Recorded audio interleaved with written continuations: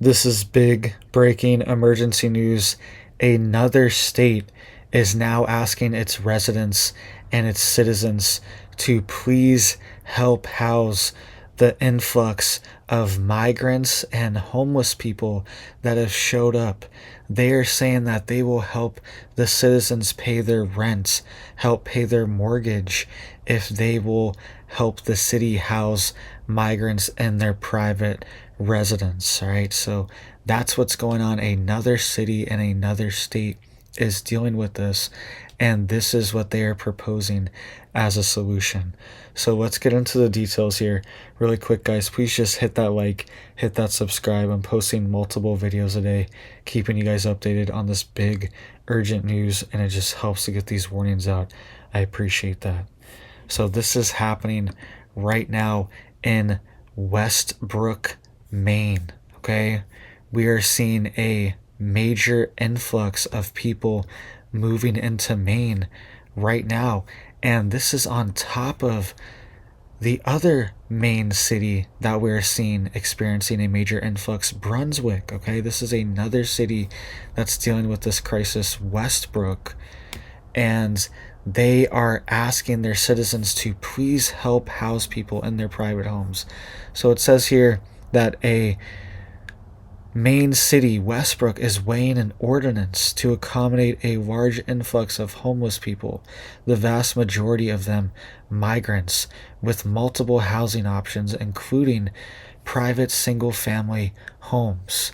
The migrants, described by one of Westbrook city officials as, quote, new Mainers, receive between 90 to 95% of the city's welfare benefits, and they would be housed in private homes, churches, community centers, and more under a proposed ordinance presented by the city officials. All right, so they are also saying that this official, that this is allocating 90 to 95% of the city's welfare benefits are going to this newly arrived population, and they're saying the majority of which are migrants, apparently.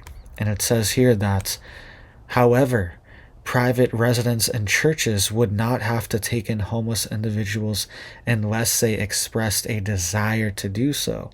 All right, so they're saying it's not mandatory right now, but it could be in the future, right? But they're asking people, they're begging people in Westbrook, Maine, and they're even saying, we will give you funding, we will help pay for your own housing, and even help pay for your mortgage if you can house people, right? So let me know what you guys think down below.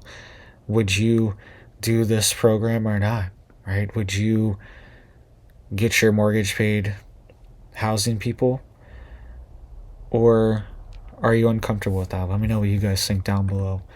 It says here that, quote, what we can afford in this ordinance are shelters and single-family homes, which are deemed to be for emergency shelter families, said Jenny Franceschi, Westbrook's Director of Planning and Code Enforcement.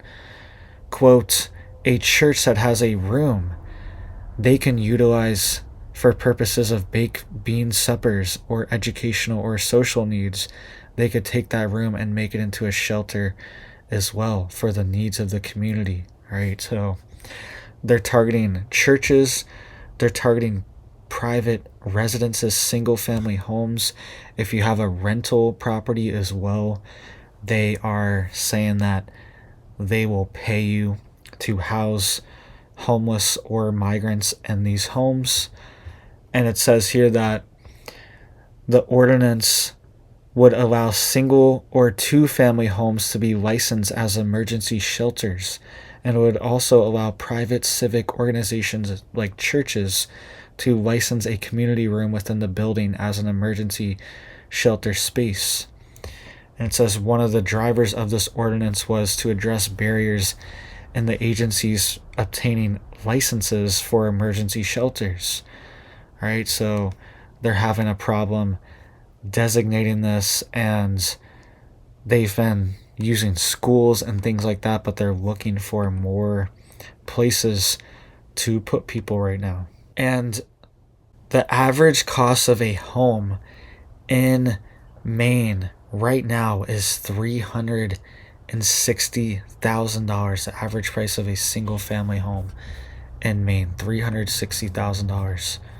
Okay, so it's not cheap. It's not super expensive, but for the average price, it's not cheap. Okay, and they are reporting that this influx of population is using 90 to 95% of Westbrook's welfare benefits. Okay, so this is a major drain on the city that's happening right now on their budget.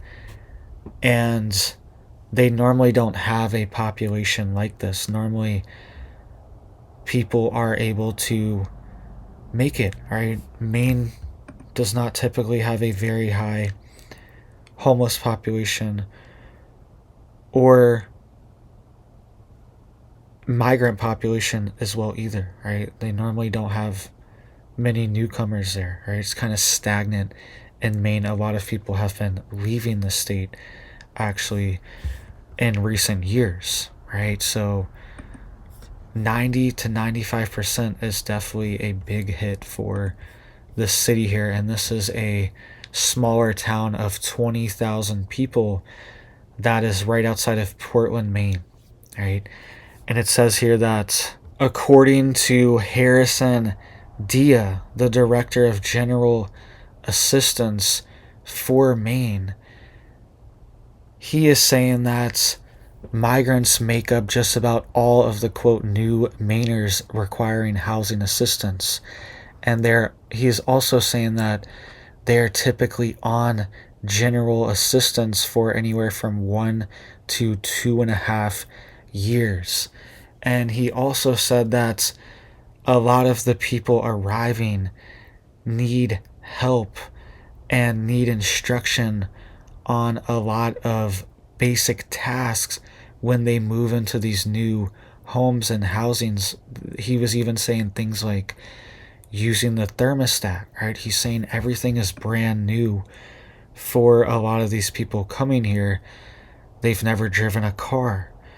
They've never had full utilities or housing or plumbing or heating or cooling, things like this. They've never had these luxuries before. And he was just saying that a lot of them need more help to figure out how to use a lot of these things in their apartments and in their housing, right? So he said that's also part of the things that they're doing, and they help people anywhere from 1 to 2.5 years, right? So let me know what you guys think. Please just hit it up for me down there below to help get these alerts out, to help get these stories out so people know what's going on in our country. This is happening in dozens and dozens of cities and towns all across the country, okay? And a lot of them are not able to adjust. Some of them are adjusting. Some of them are absorbing it. They have a lot of funding, and they have a lot of people, so it's not that big of a disruption.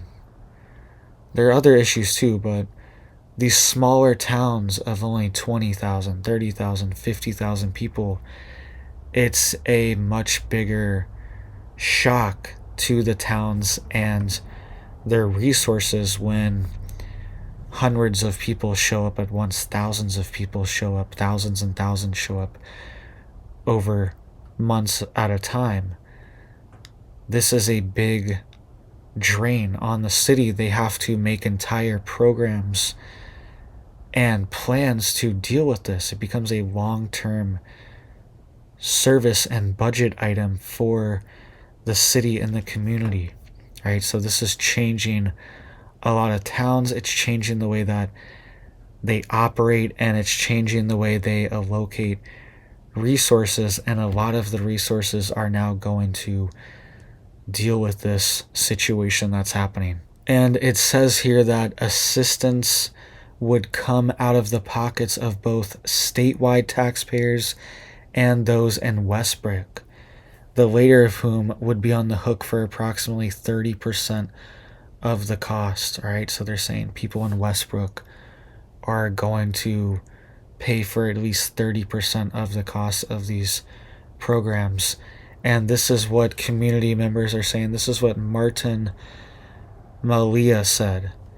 Quote, I do not believe the entire homeless shelter proposal is beneficial to property taxes and residents of the city of Westbrook. That's what he said at a planning board meeting. Also went on to say, quote, last year, the property taxes were burdened with a 8.8% tax increase, right? So that is probably what you're going to see across the country is taxes being increased to help pay for the situation, right?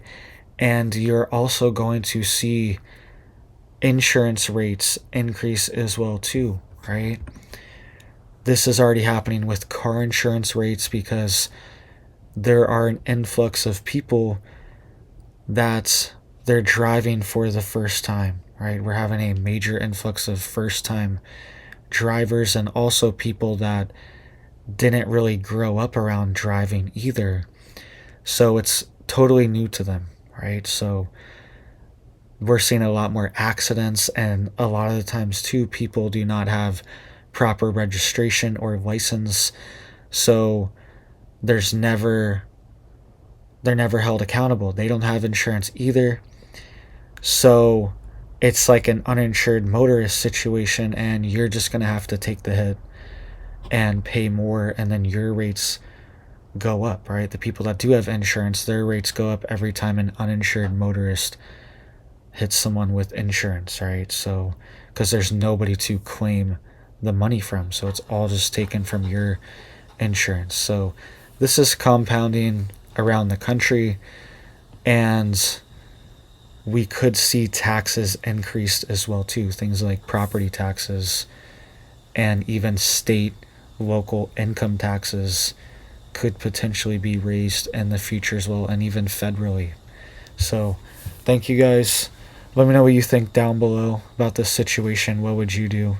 I hope you guys are staying safe and staying prepared out there, and I hope you have big blessings for your life, your family, and I hope you have a big old blessed day.